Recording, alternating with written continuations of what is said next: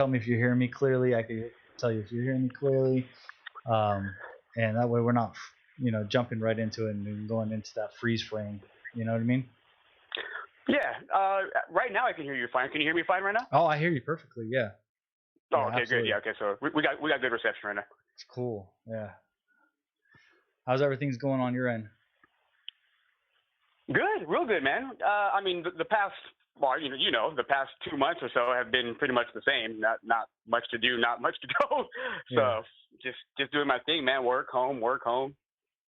Sweet. And yourself? Oh man, things have been a little chaotic. Today I thought I was going to go to work, and they told me, "Yeah, we don't need you to come in today." So, I know when you sent me the message earlier, that was the first thing I thought of. I know you mentioned before that you worked in the mornings. That's why you had to wait till the afternoon. And so I was just kind of wondering, oh, did you go to work today? Did you not go to work today? no, I have access to online pretty much all the time anyway, so it kind of works out. Like I can check my Twitter at any time of the day for the most part. Oh, okay. See, I can't. When I'm at work, I'm too busy moving around. My phone's in my pocket, so I don't see it till I get a chance to either or if I'm on break or on lunch or if I happen Yeah. to take a peek at it or whatever. Oh, that makes sense. All right. So what exactly do you do, man? Oh, I actually work in the oil patch. I'm part of the oil and gas industry. Oh, is that right? Yeah. Oh, that's crazy, man. Like, Yeah. do you drill for oil or? I don't do the drilling. I do the extraction. So Oh, my okay. my job is to set detonations so that the oil can be extracted from the earth. Set detonations as in, like bombs? Yeah, like pretty much. like Yeah. like Armageddon or? Not necessarily Armageddon, but it's similar. Hey, That's so cool. My brother-in-law, he drills. He works for the oil and all that too, but he's a oh driller. sweet. He does the drilling. So he Yeah. he knows similar to what I do. Just tell him it's basically like Slumberjay, where they do like the core samples and they do all that kind of stuff. Oh yeah. So I mean, I'm sure. I'm sure if I mention that to him, he'll know exactly what you're talking about. I don't know what Yeah. you're talking about, but I'm sure he does. He's actually been out to Bakersfield quite a few times. Oh really? Because of work. Yeah, because of work being done out there. Whenever they don't travel so much anymore, but for a while he was doing a bunch of traveling, and some of the sites were in Bakersfield, so he'd spend a few weeks out in Bakersfield because wherever they go, they'd be stationed there for a while. I guess to do whatever work they had to do, but so. Wow, that makes sense. I mean, Bakersfield is one of those cities that has a lot of oil, has a lot of industry, and then typically it's the last one to shut down in California. However, things are kind of getting a little chaotic nowadays. Just a little. Yeah. So you got the show notes. Yeah, I looked at them. I mean, I don't have them in front of me right now, but I mean. Okay. Were you able to? Was there anything you wanted to add to it? No. To be honest, because I assumed you wanted to start at 2:00. I didn't know how punctual you meant by that, so I just gave it a quick glance and was just like, okay, let me just jump into it now. Yeah. Not really, man. I mean, everything you had on there seemed like a pretty cool setup to me. Anything that comes outside of that, we can let happen naturally. I agree. Yeah. And then I just wanted to make sure. Do you want to go by Vincent or Vince, or what do you prefer? Oh, I don't care, man. Everybody calls me either or. Some people call me Vince, Vincent. Yeah, no, it's cool, man. It doesn't matter. Okay. I just want to make sure I get that. I don't have a preference. Okay, and then the pronunciation of your last name, is it Vigil or Vigil? Vigil. Vigil. Yeah, okay. Vigil, yeah. Mm-hmm. I just wanted to make sure I was clear on that. Yeah, of course. Cool. So if there's nothing to add, how I'm going to start it is I do my little intro music. You'll probably hear it. If you don't hear it, then just kind of wait, because this is the first time I've done a phone conference with playing the Vigil, or not with playing my intro music. So this is going to be kind of a new thing for me. I'm going to see how it works out. It should record it, but mainly I'm going to play the music, and then I'm going to say the intro, and then introduce you, and then just go into right from how you doing, and then how was your week, and then we'll start from there. Okay. Okay. Are you ready to go? Let's do it, man. All yeah, right. yeah, let's do it.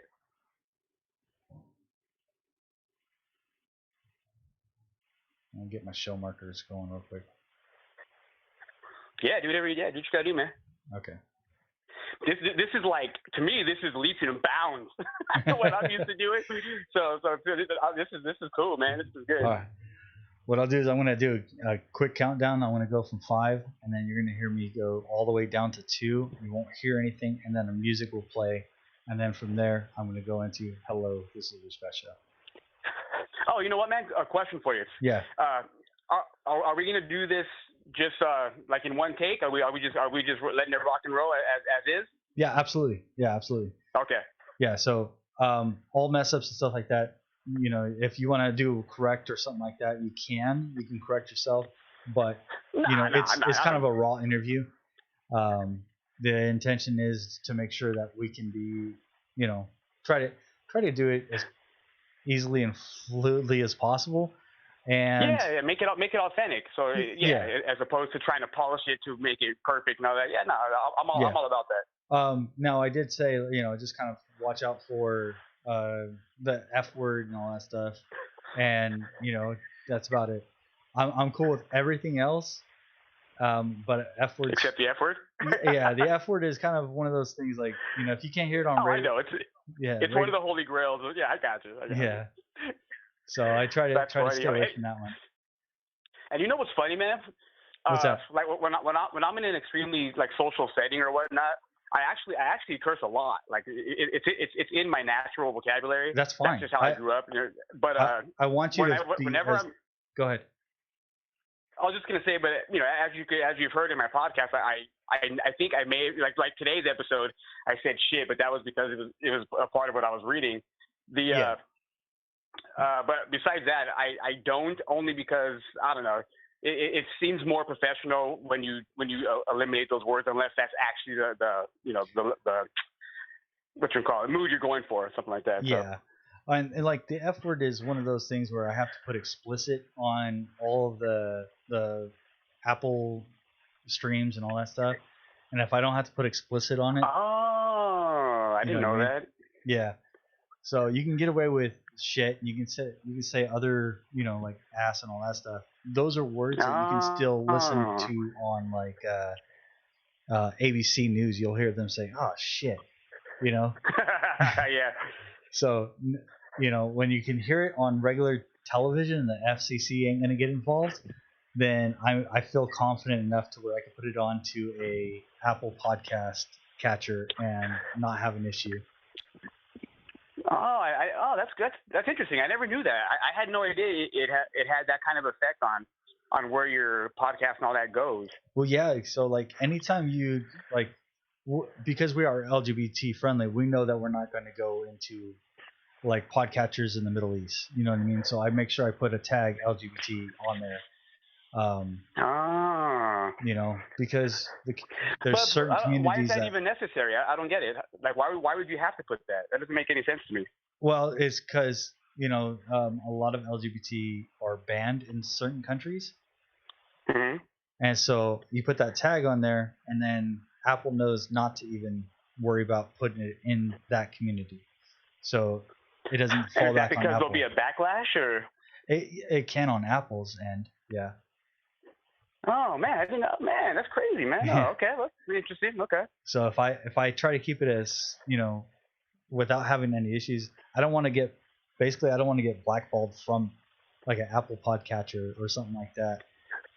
No, absolutely, and you don't want to lose the market either. You know what I mean? Exactly. Yeah, no, okay, I got it. That makes sense. Okay, no, this is very interesting. I'm learning something new. All right, so let's get started. I'm going to go ahead and count her down. Let's go. And then we'll get going. Ready? 5, 4, 3. Well, that's cool, baby. I mean, you know how it is, rocking and rolling and whatnot.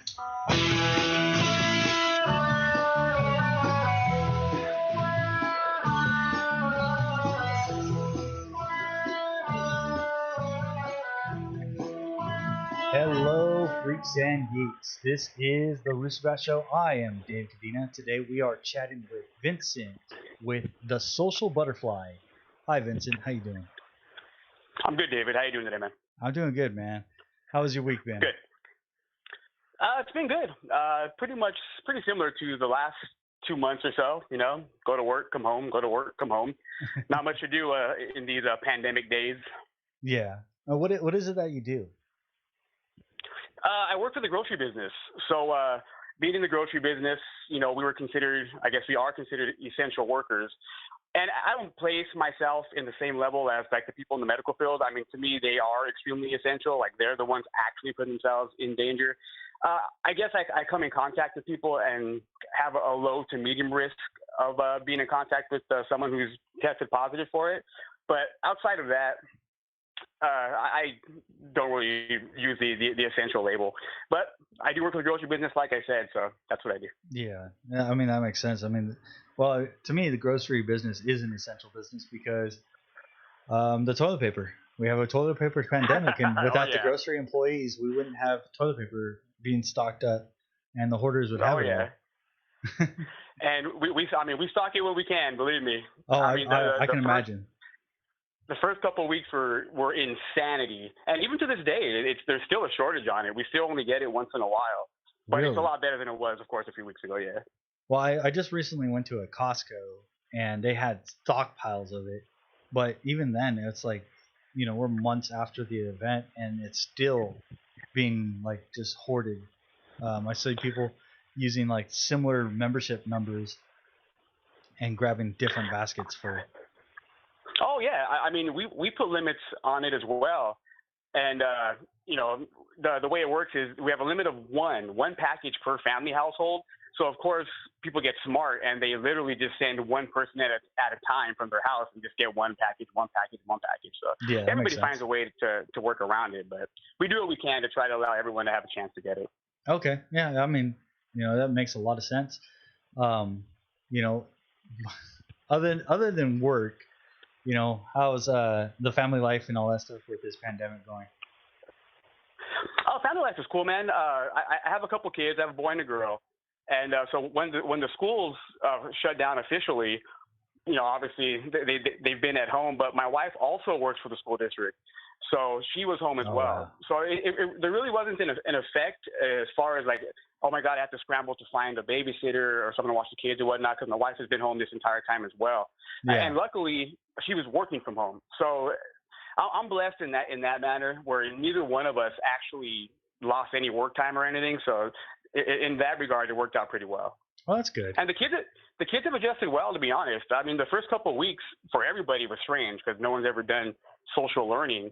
But Yeah. as time went on, like anything, it becomes a routine, and you just kind of know what to do, and you learn how to do it and how it works. And so far, so good. Okay. That's. I mean, it's definitely a different situation. Like we have two children as well, boy and girl. But we've been homeschooling well before the pandemic even started. Um, it was just one of those things that we made that decision a few years ago. And then when everybody started doing this pandemic, looking for computers, looking for all this technology, we were already ahead of the game. We just got lucky that way, I guess. And if you don't mind me asking, what led to you homeschooling for a few years ago? Well, what led us to homeschooling is one, there was a lot of bullies in school, and every time we had issues, we brought it to the teachers' attentions and stuff like that. But it seemed like it just got worse instead of better. So we couldn't find a good solution. And then the other one was my son is on accelerated learning and couldn't find a good class to keep him entertained with his learning. He was literally in the fourth grade doing fourth and fifth grade courses, and then they were telling him he couldn't learn the fifth grade courses because he wasn't quote unquote in that grade. However, he was excelling past that grade as well. So they tried to put him in GATE, which is, I don't know if you know what GATE is. Yeah, no, I'm aware of it. Okay, yeah, they tried to put him in GATE in our town. However, he's kind of got an eccentric attitude where he can't be around a lot of people. He has social anxiety. So Oh, okay. yeah, it didn't really work out. And then when we found homeschooling, he was able to excel in it. And in our area, he's in the top 2% of STAR testing and state testing. Wow, is that right? That's awesome, man. Yeah. So the homeschooling really worked out because he was allowed to now go at his own pace. Yes. Yeah. Yeah. So, By a lot. It doesn't sound like they have the same restrictions as they do like in structured school. They so in structured school you have to do everything in the course of 6 hours. You have 6 periods, right? Yeah, and you're doing your so he can do his full hour of math in less than 20 minutes, and allows him to actually jump ahead. Sometimes he'll do a whole week's course in less than an hour. You know what I mean? So wow, man, that's awesome, man. yeah, so it's just one of those things that he had that capability of excelling, and he can finish his whole week's course in one day. However, we still have him break it up, so he still does schoolwork every day, but it's not nearly as long of a thing. And then it gives him the ability to, like, we have the toys that come, the science projects that come to your house every month. Oh yeah. Yeah. I forgot what it's called, but that's something that you join, right? And every month they send you a new one. Oh yeah. Well, that's also included in his homeschooling. So. Oh, okay. Yeah. Oh wow, okay, man. So that's awesome. Yeah. So they're able to keep him stimulated. Okay. Yeah, he keeps exactly. The other cool thing about it is next year he's going into high school, and so during his high school he's going to be homeschooling, but at the same time he's going to do real college and getting his generals done. So he can. While in high school, so like he'll be officially a freshman in high school, Yep. But he'll be working on his college credits at the same time. Exactly. Yeah. So kind of when he gets his high school diploma, he'll also be getting his GN. He'll have most of his GN for sure. I know that as long as he maintains, because he gets, so for one credit of high school, it's like if he does a college course of that credit, he gets one college course that equals 3 college high school credits. So. Oh man, that's cool, man. Yeah. So he has a potential of finishing high school quite a bit earlier, and then finishing his gen. But we'll see. We'll see if he wants to do that. His plan is to do the 270 or 280, whatever it is, for the credits. And with all this going on, I mean, clearly it sounds like he's going to finish school early. Does he have any plans for the future already? No, not at all. Not even a little bit. Oh, that's funny. But that's good. That means he still enjoys being a kid. Yeah, there's a good chance that he'll be in our house until he's like 35. Okay. Well, at least you know already. Yeah. No. There's nothing wrong with that. But he's just intelligent. There really isn't. He doesn't want to make plans, and that's on him. That's good. He can do what he wants as long as he's maintaining some type of education or something like that. We're not going to have any issues with that. Good, man. Kudos to you guys, man. Let him do what he wants, become what he wants to do. Yeah. Instead of forcing things on him. Exactly. So, as the host of the Social Butterfly, which is basically a podcast of empowering the soul and leadership, similar to like Zig Ziglar or Tony Robbins, and I think on your thing you have Mike Holmes. How did you find the path to like a leadership podcast? Well, my entire life I've been interested and drawn to public speaking, motivational speakers, and things that have to do with leadership and passion and purpose and all that. So when I first began the podcast, I mean, if you look at the description, it says that it's an open forum podcast. I had this idea of not putting any restrictions or limits on it because I have interest in so many different things. I didn't want to just make one podcast based on one thing because in my head I was thinking, do I have to make different podcasts, just to go into other interests? So I just said, I'm going to make it an open forum podcast. But not having any experience, obviously I could only fall back on what my true passions are, and that's to lead and motivate and bring people to find a better version of themselves. So that's why, for majority of it, with the exception of a few episodes here and there, it's been based on leadership. And the people you just mentioned, like Zig Ziglar and Tony Robbins, and along with a bunch of others, I draw my inspiration from them. So that's how I got into the leadership path. It's something that comes natural to me, and I definitely want to share it with as many people as I can.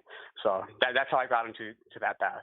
Okay, and then like, have you ever seen like a Zig Ziglar or Tony Robbins live? I have not, no. Working in the grocery business, I've worked at many different stores, and some of them have been a good distance away from my house, so I have time on the drive, especially in California. You're on the freeway. Oh yeah. So I would look up their speeches on YouTube and just play it in my car. So for 30 minutes to an hour, depending on how long it was going to take me to get to work, I would listen to multiple speeches from all of them, and that's how I became really accustomed to them, and kind of built my craft around that. Yeah, no, absolutely. Yeah, I know when you get stuck on the 405, you end up being there for like 2.5 hours. Oh yeah. And you know what's funny? Everybody, well, people that live in California know.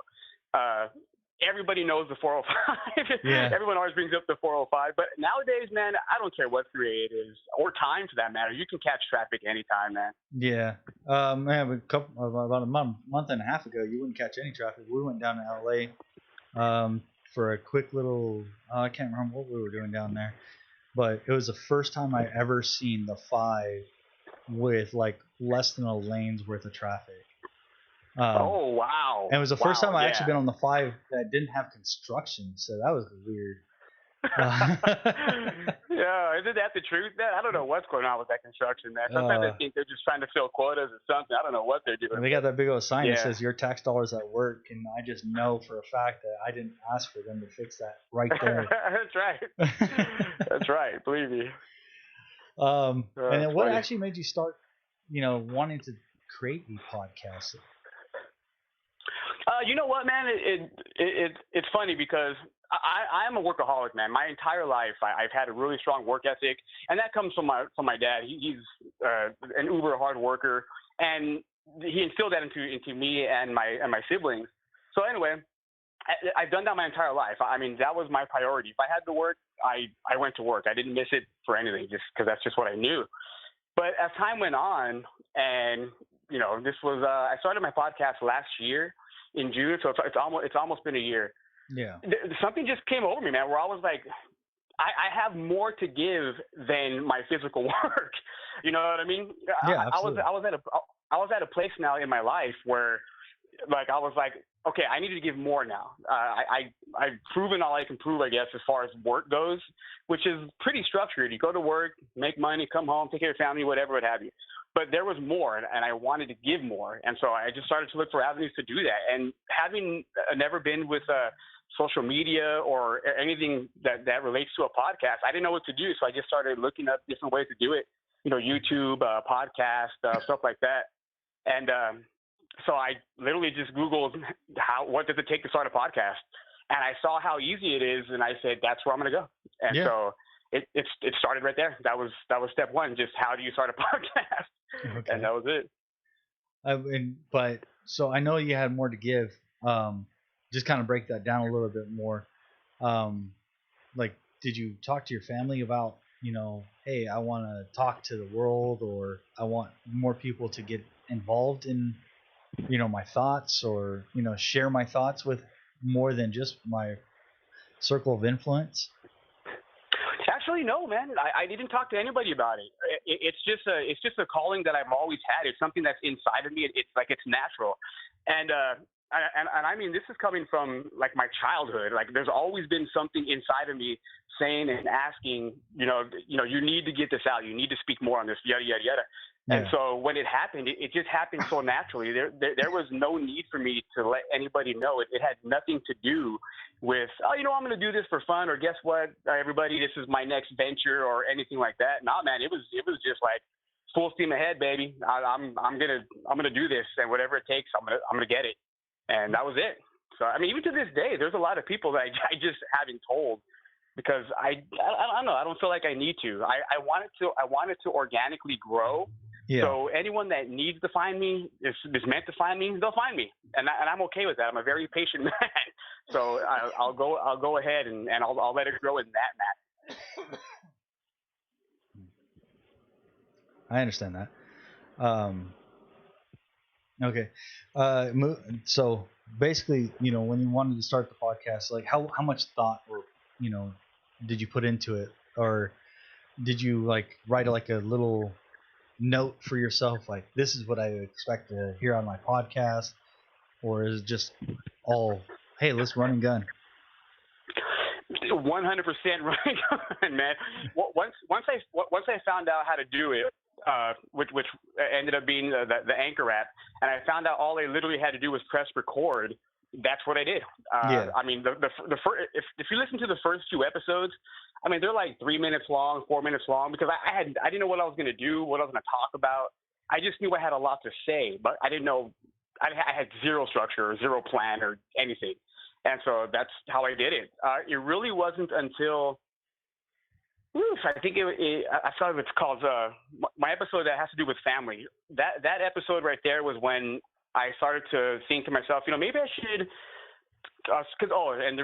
just to give you a quick background, I listened to Family is our strength. Family, yeah. Okay. And so I've listened to every episode that I've ever made multiple times. Before I had as many episodes as I do now, like today's episode was episode 24. It was a lot easier for me to listen to the first, 6 episodes or whatever, over and over. And not because I like the sound of my voice, but to really break it down and to get better and hone my craft. You know what I mean? Like I wanted to get meticulous about it and me be proud of it and me like what I do. Yeah. And so I started realizing, maybe it's happening right now, I don't know, but I naturally talk really fast, and I'm an extremely energetic person. So I have to tell myself, all right, Vince, you need to calm down. You're giving up too much energy. You're getting amped up, blah, blah, blah, blah, blah. So I started to mentally, train myself. Okay, when you're going to record, slow it down, find a cadence, speak clearly, and, so forth and so on. So around that episode is when I started to focus more on that.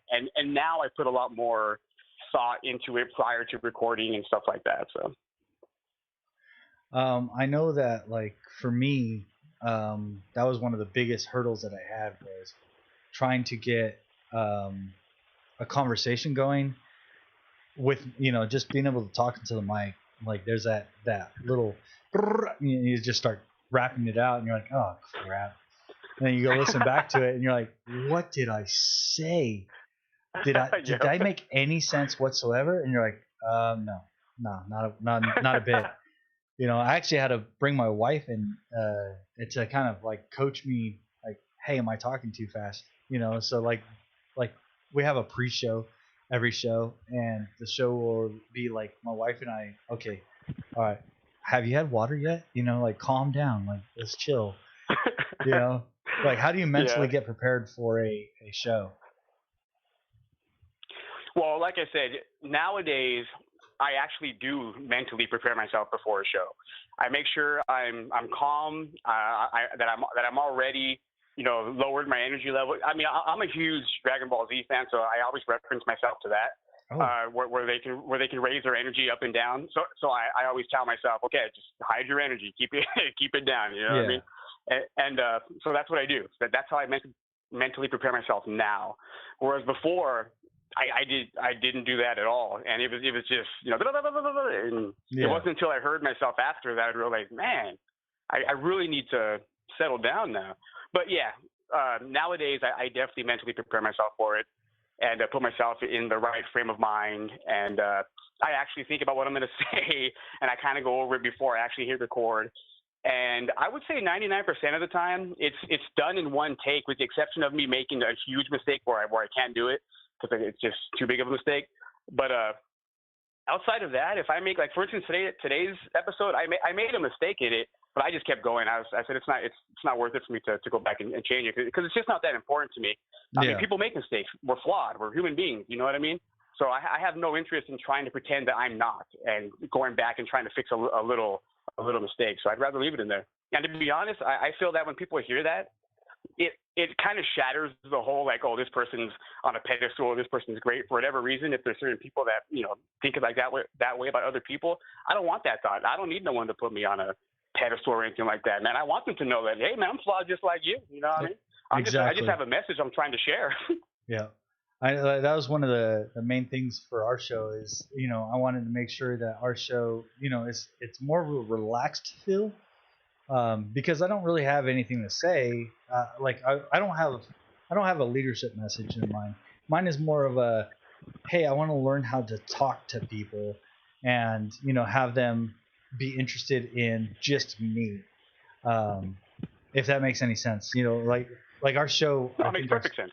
Our show is like, we talk about trending topics and other nonsense, so there's no. Yeah, no, I've heard your show. I know. Yeah. And I like that. I mean, I think the world needs nonsense. Oh, absolutely. You know what I mean? So, And we've been cool, working man. on a format, recently. Like, I think I listened to almost every one of your shows. Oh, well, thank you. I appreciate that. Well, it's simple, man. Like, I just put the thing on.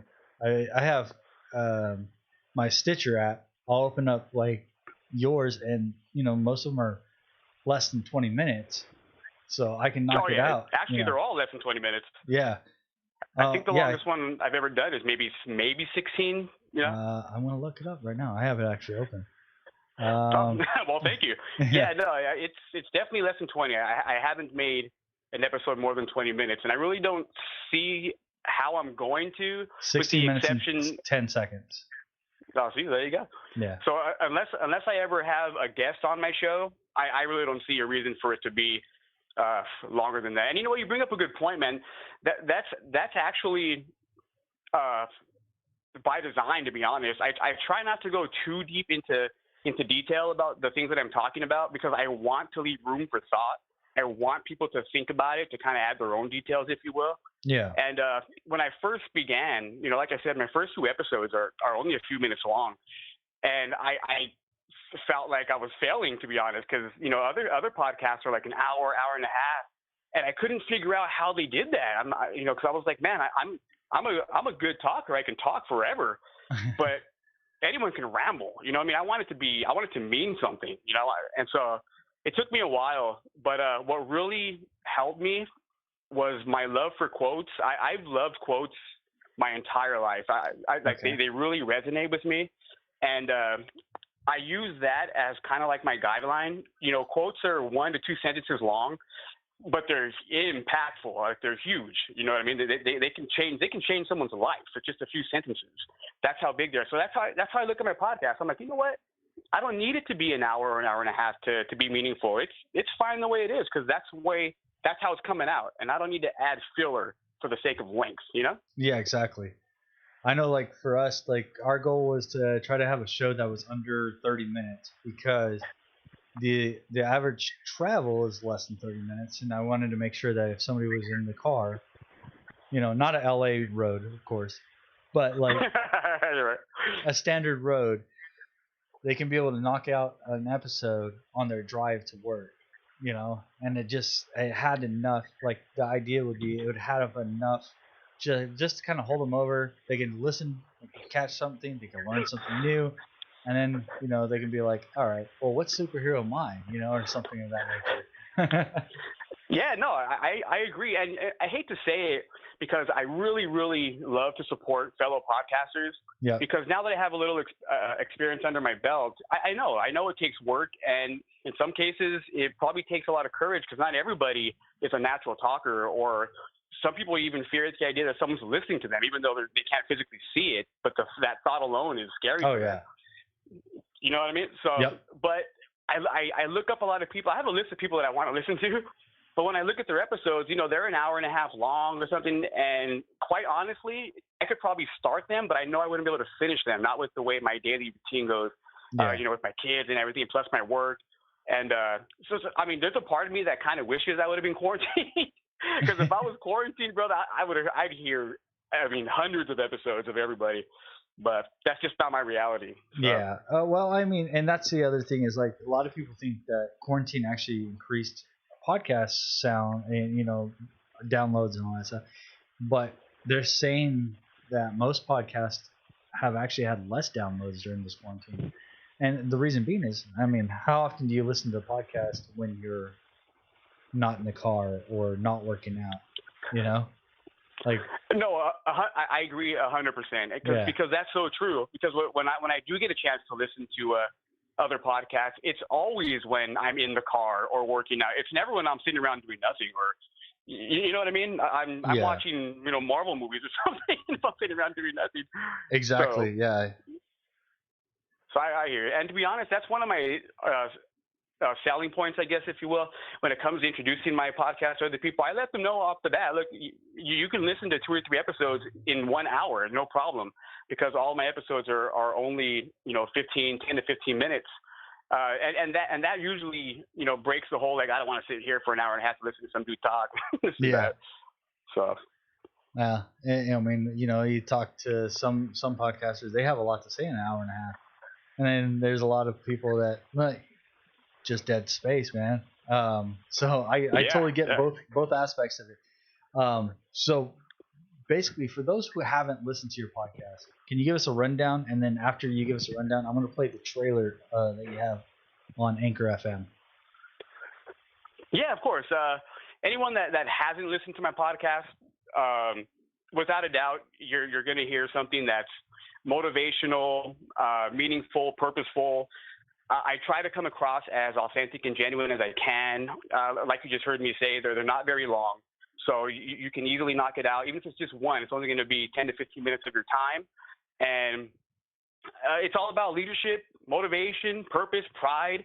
I want to try to bring out the best version of you. And I get it. It's not for everybody, but it's for somebody.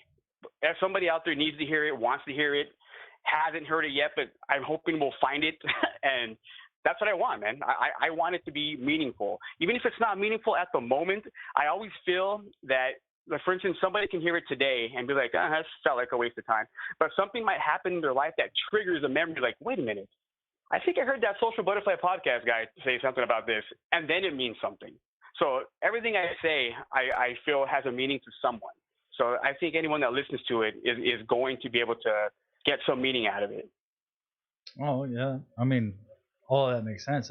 Do you feel like it's a shareable thing? Like, like, I know that all of them are less than 15 minutes. Do you think that's one of those podcasts that you can take to your family and be like, hey, I know you're having a rough time, but, check out this podcast because I feel like this is the path that you have going on, and here's something that maybe refresh that path? Oh, without a doubt, absolutely, because that's where it comes from. I mean, it comes from a place inside of my mind, body, and soul that is desiring to help others. So without a doubt, if anybody's going through anything, if they're just having a bad time in life, or maybe they're in a bit of depression, and also a lot of it has to do with people who are in management positions or leadership positions. I try to give a lot of insight onto how to become a better leader, how to become a better manager. I've been in management quite a few times throughout my occupational career. I recently, and I'll say this right now, it was the best decision that I've ever made occupationally. I recently let go of the management and just wanted to work, because that's where I feel like I'm at my happiest form, is when I'm just working. Because the higher I got up in management, the more I realized they ask less of your leadership and more of your management skills. And I couldn't do that. And I had to tell them, you guys are asking me to be a manager when I want to be a leader. And in order for me to be the manager you guys want me to be, you're asking me to leave my people behind. And I refuse to do that, because I will always put them before you. Yeah. And we had a conversation about it, whatever. But anyway, all's well that ends well. And so I try to teach people that are in management positions, if you choose to stay there, there's a right way to do it, and to sum it up, it's don't ever forget your people. Treat your people right. Don't do it for yourself. Do it for them, and they'll respect you more as a leader. I mean, yeah, of course.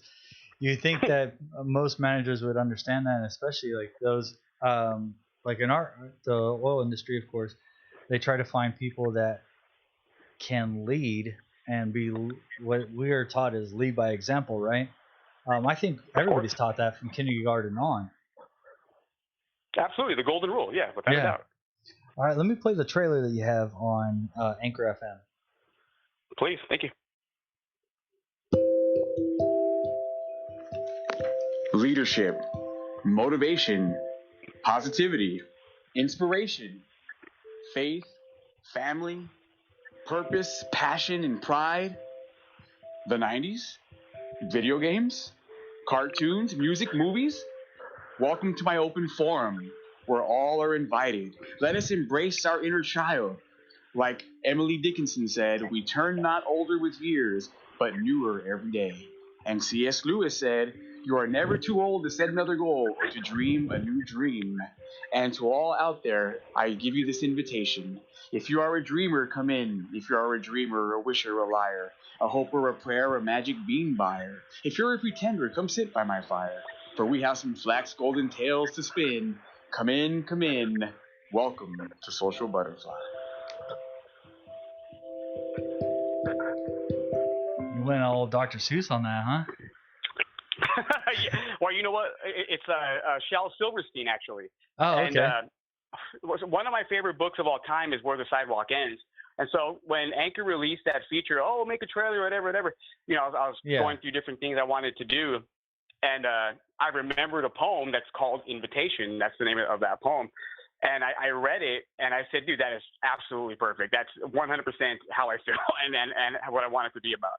So that's where that came from. And in that trailer, you know, I mentioned the other things like, you know, video games, the 90s, movies, music, and all that. Yeah. And those are areas that I really, really want to get into as well. As I transition out of the leadership thing being my every episode type of format. Okay. Because I really have a passion for those as well, and so I when you say will 90s, get into you those mean eventually. like 90s TV rom-coms? Or are you talking about like anime, or what are you referring to when you speak 90s? Oh, well, the decade as a whole. The 90s was my decade, man. That's when those were my high school years. You know, that was everything. I mean, I loved the music, the cartoons, the way of life. You name it, man. The 90s to me was just an absolute blast, and you know, and I love it. And believe me, I'm not one to live in the past. I don't wish it was still the 90s, but I love the 90s. I honestly think there's a lot in the 90s to unpack anyway. I was listening to another podcast, and they were talking about whether or not In Living Color holds up, you know? Oh, man. I actually own them on DVD. Yeah. And I've seen a few episodes over the past years. Yep. With the exception of the great skits, because there's some on there that are absolutely dynamite, and even to this day, you'll laugh your butt off when you watch them. But there's some now that I watch, and I'm like, oh man, that's just bad. that's not funny at all. So would those be like your long form episodes? So you'd have your leadership and then long form episodes, or would you do like a different RSS feed? For what? For your 90s, would it be part of the Social Butterfly, or would it be a different spin-off? Oh, I'm sorry. I know what you mean. No. It'll always be Social Butterfly. Okay. Originally, when I first began the Social Butterfly podcast, it was going to be a bunch of different episodes, pretty much week to week. But because I have such a passion for the leadership and motivation and whatnot, I have so much of that in me that it's just turned into what it is right now. But I have by no means forgotten the original concept, which was an open forum podcast.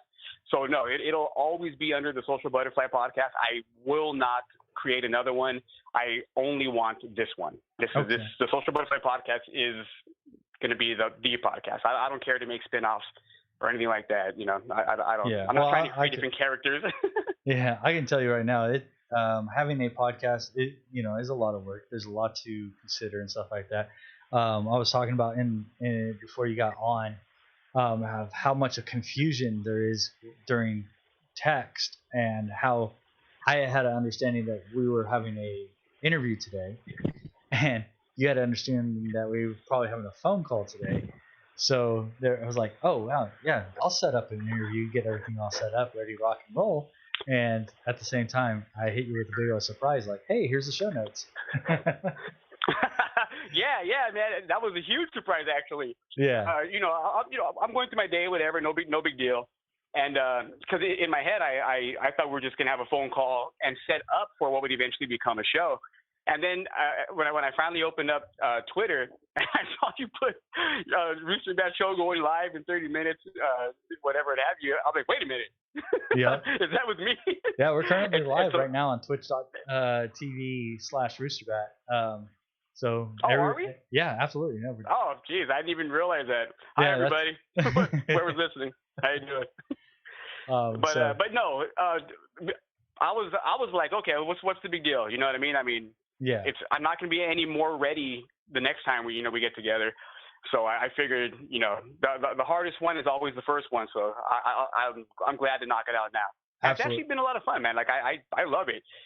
I've always known when I started doing the podcast that eventually I would want to collaborate with other people. It wasn't until I started my Instagram page that I actually found other people. And which was the reason I joined social media to begin with, because I had to find other people. Otherwise, it just wasn't going to happen. I feel like I plateaued pre-Instagram. And then, and it's interesting with your Instagram. I noticed that you'll put in your stories. You have people that go through like a liking spree where they start liking all your posts.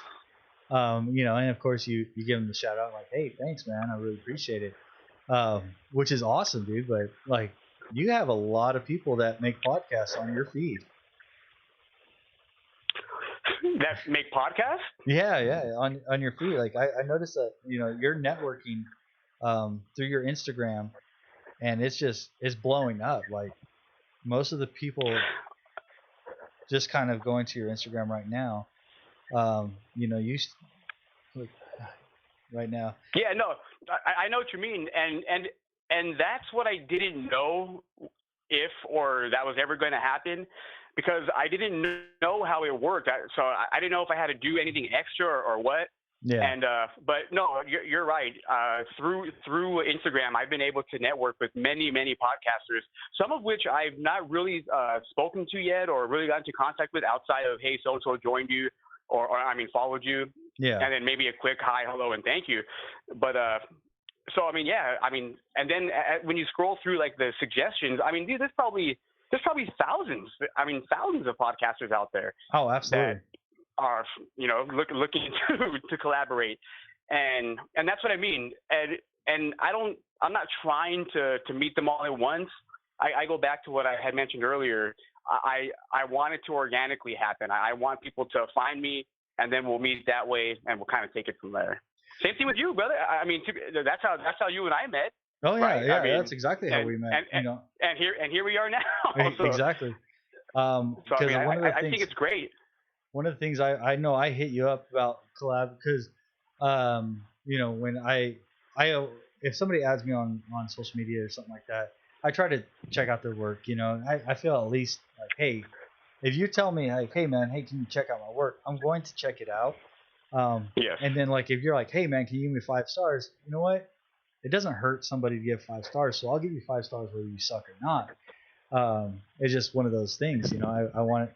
But like with yours, I like the direction. Like I remember you had an episode where you're talking about how you'll only do 1 post a day on Instagram, so it's searchable. It's more. And then like this last week, you had 1 post, but it's five images. So I was like, oh, okay, I see what you're doing. It's 1 post, but you're still getting like more information out. Yeah, and that's because whenever if there's 1 post that I want to put, but I happen to have other things that I feel go with it and make it even better, that's when I have the multiple ones. Like when I did the MCU one, there's God knows how many things to put about Marvel, so I had to put multiple for that one. I did the same thing for Mother's Day, for Easter. So whenever I feel there's a lot of extra content out there, that's when I do the multiple posts. But yeah, you bring up a good point. as far as doing one a day, yeah, that's absolutely on purpose, because I don't want it to be just a barrage of posts and this and that, whatever. Because I don't know, you kind of dilute your own page if you do it that way. And to some, it's really just about being social and talking to friends, and that's cool. Now I know that's what it's really for. But not for me. I want the one that I do to have its own day. Do you find that when you're doing your one post a day, do you find it like sometimes, you kind of want to have it more personable or more like for me, like I use my Instagram not as a social media for podcasting, but like as a social media to let everybody know who I am, and I will post my podcast in there, and really I only post it to Twitter and Instagram. I don't post it to Facebook or anything like that. But I'll post multiple photos a day, and usually it's more like, hey, this is me and my dog, or this is me. Do you find that because you are doing a social media for your podcast that sometimes you get away from the personal aspects of it?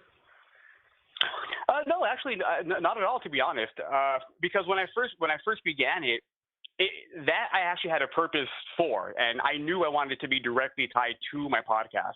So I want them to pretty much be hand in hand. I want them to be fluid with each other. Okay. And it's funny because I recently did my 100th post. I think my 100th post was the Memorial Day one. And so every now and then I'll go back to like my very first post and I'll start reading them. And it's very similar to my podcast, where my first episodes are extremely short and really just me, babbling and whatnot. Yeah. Same thing with my with my early post. It's a post that meant something to me, and then I maybe had a quote and maybe a sentence or two to describe it. And one thing I've always enjoyed is writing. I've always been big into writing. And then it just stopped, like, I don't know, 15 years ago or so. I just stopped writing. And since starting this Instagram page, when I read my first post and I keep moving into my more recent ones, I literally see my writing change and grow and evolve, and in my opinion, get better and more personal and more deep. And I'm really enjoying that aspect of it, because that was not part of the plan. I did not foresee that happening, but it's really brought that passion back into my life, and I love that. Each post takes me approximately 2 hours to complete, depending on my writing, because if I get writer's block, I'll fight my way through it and complete the post. Yeah. So it can take me longer than 2 hours at times, but it always takes me, on the short end, an hour and a half, but on average 2 hours to complete. Oh, okay. So, like your most recent post that you have on Instagram, basically, it's talking about your new episode has been published, and it of course it mentions positivity, motivation, passion, purpose, leadership, and then of course it says Mamba mentality. Mamba mentality, yeah. Oh yeah, I'm a diehard Lakers fan. Losing Kobe was absolutely tragic, and so I didn't do an episode on his death. For the same reason why I didn't do an episode about the pandemic, because I just felt that it was going to be done, by everybody, and I'm perfectly fine just mourning and grieving on my own.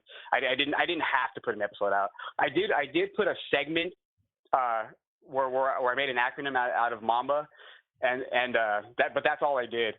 But on my Instagram post, I always put hashtag Mamba mentality to rest in peace, brother. So.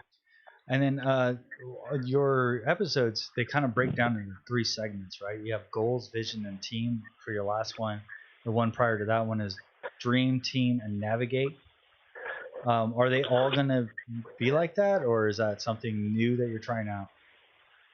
Well, yeah. I mean, to me, it's still in the growing process. Yeah. See, because I only do one episode every 2 weeks, and the way my life is structured right now, that's the most realistic way to deliver, good content. So I don't feel like I'm rushing something out and whatnot. So I only have once every 2 weeks to try something new, and it's developed into what it is now. So yeah, right now I have about 3 sections per episode. I think the last 2 or 3 have been that way. But that's extremely recent. Prior to that, I didn't really have any structure that I was trying to go for. But right now, it's kind of evolved into that. So it'll probably remain that for a while. And like I mentioned in not this last episode, but I believe the one before it, I was reading my old post that I put to Instagram because a friend of mine asked me if I can do it. And I said, yeah, why not? And I really enjoyed that idea because sometimes when I'm writing, as I'm doing a post, I'm speaking out loud too because I'm reading it to myself, and it's coming from my heart and soul and whatnot. Yeah. I wish people could feel what I'm feeling as I'm writing it.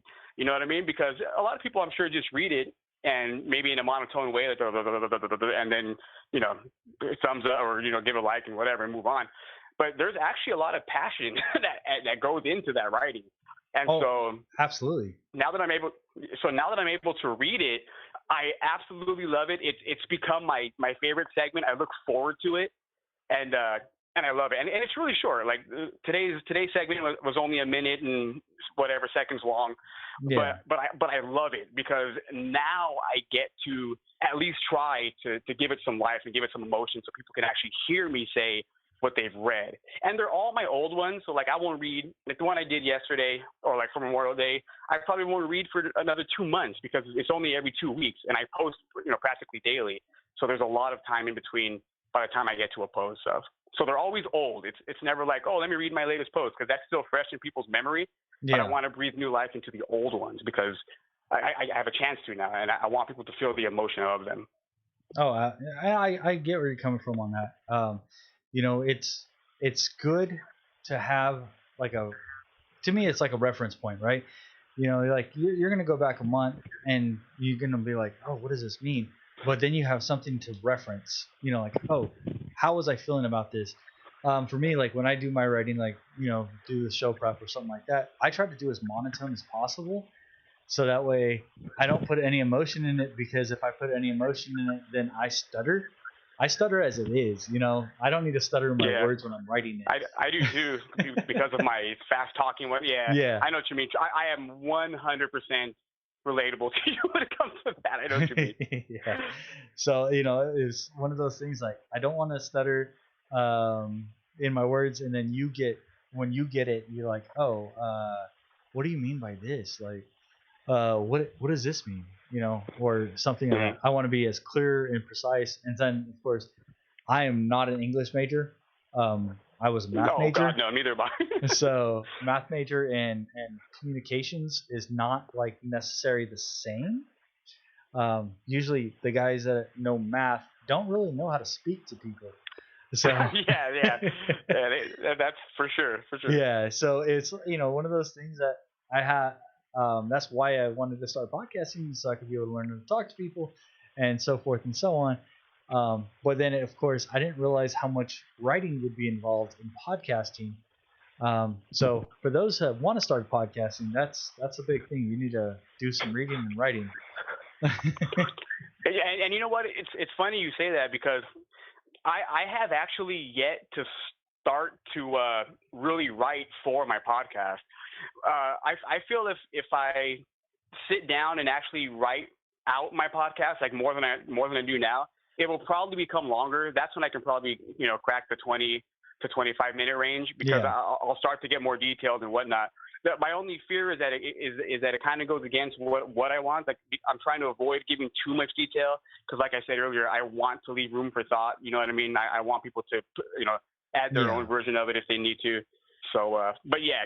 But when you start breaking out that 90s flicks and stuff like that, or the 90s, whatever it is, 100%. When I get into that stuff, like the video games, the movies, the music, I'll have to, because I'll want to reference facts and stuff like that. So no, of course, I'll definitely have to write out those. Well, so hey, are you up for a game? Which DC character are you? Yeah, absolutely, man. Let's do it. All right. What is your ideal superpower? Now, I'm going to list off basically, I'm going to give you the question. I'm going to list off the different options you get to choose from. you select which option, and at the end of the quiz, you'll know which DC character you are. Or if you want to do Roku or Dragon Ball Z, I could have found that one if I would have known. I just went off of your Instagram stories where you asked about Marvel, and I'm a DC fanatic. I'm currently wearing a Batman T-shirt, and so like for me, like I also have a Marvel guy. Yeah, I also have my Batman tattoo, so of course I want to try to get as close to Batman as possible. As a Marvel character, the close similarity is probably Iron Man, if you want to say that. Marvel and DC have always been a little bit different. Oh yeah, no, absolutely, of course they have, absolutely. I mean, and ironically, they've been very similar as well. Yeah. I mean, you can find the mirrored characters in both Marvel and DC, where they clearly took from each other to create those characters. Absolutely. So, like I said, I'll start off with a question. I'll give you the options that are available, and then you'll tell me which option. I will tell you which option I am, and then we'll move to the next question. All right? All right, let's do it. Okay. What's your ideal superpower? We have super strength, invisibility, super speed, shape shifting, or I don't have powers, or flight. Definitely super strength. Super strength. Okay. And I chose I don't have any powers. Oh, check you out. Yeah. All right. How would you, or how would your friends describe you? And we have funny, brave, loyal, wise, honest, or kind. Loyal for sure. Loyal. Okay. Yeah. And I chose honest. All right. Moving on. We have how would you get your superpowers? They were given to me. I trained for years. A freak accident, or I was born with them. I'm going to say I was born with them. I was born with them. Okay. The next question is, what is your biggest weakness? I daydream all the time. I tend to overreact. I push myself too much. I'm flaky.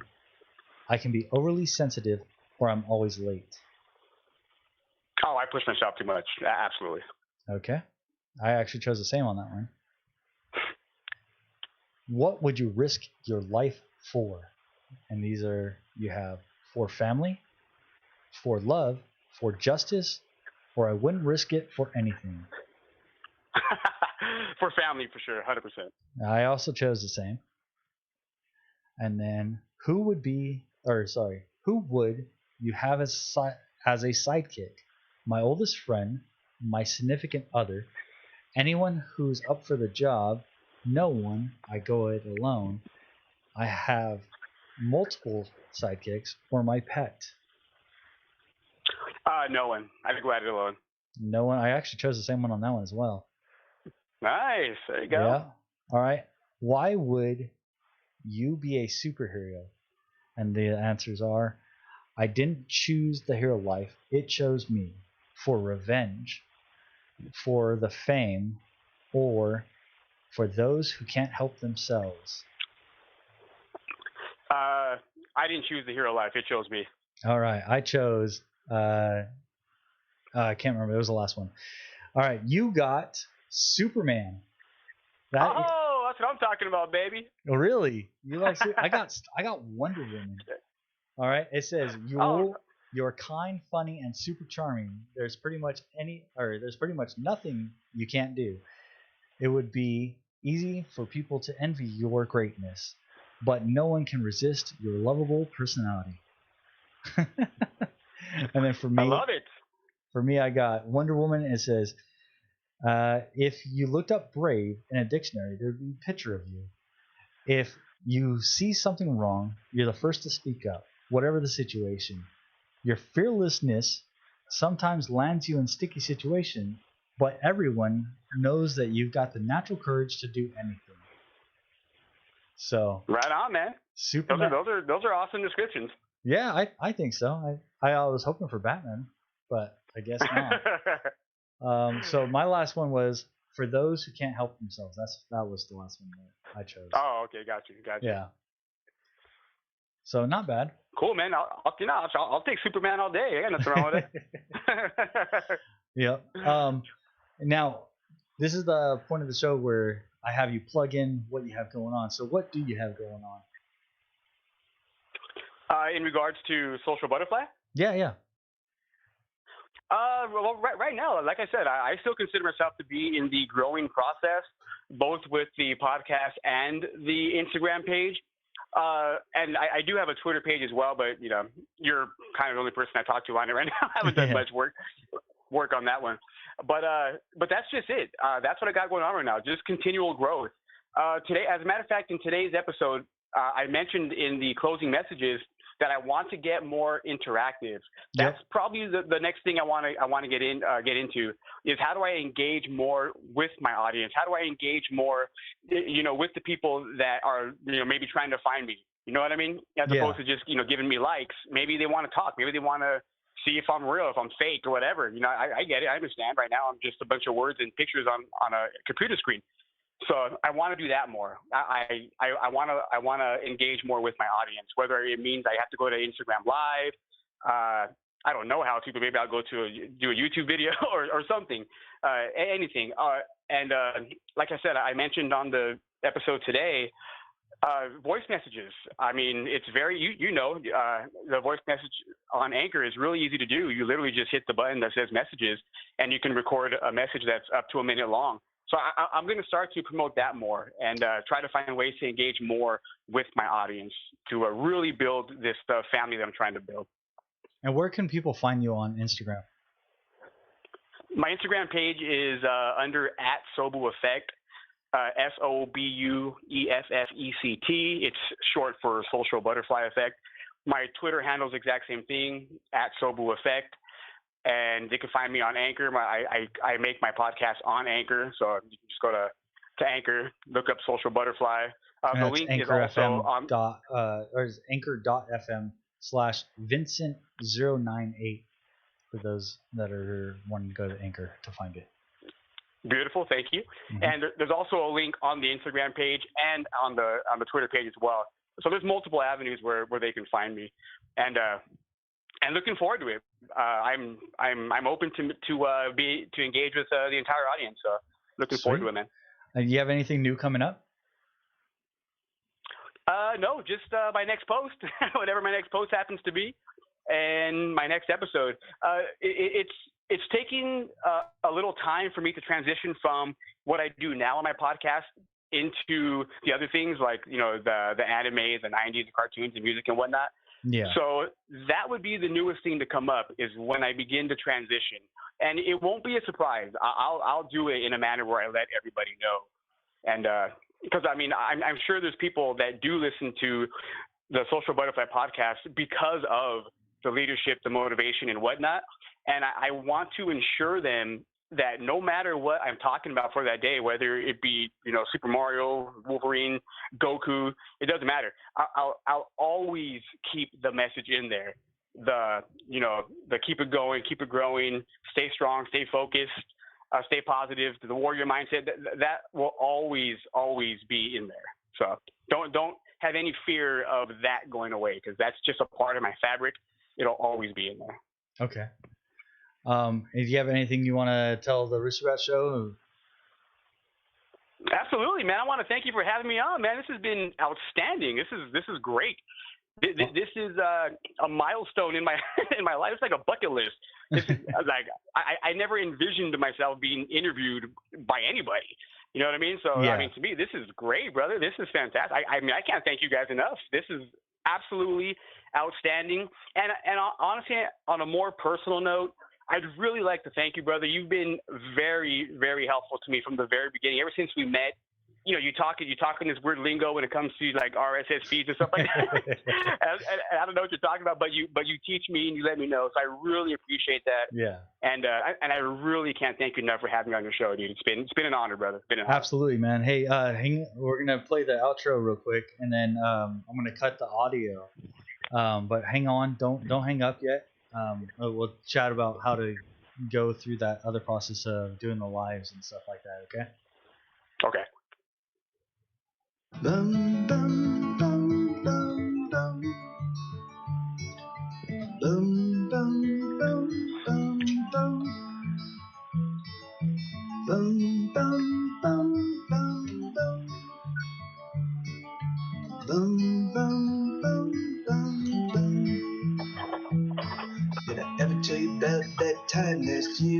people got startled by a great big deer, and I stood my ground and gave that deer what for.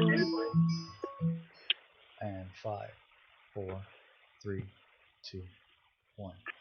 All right, we're clear on that.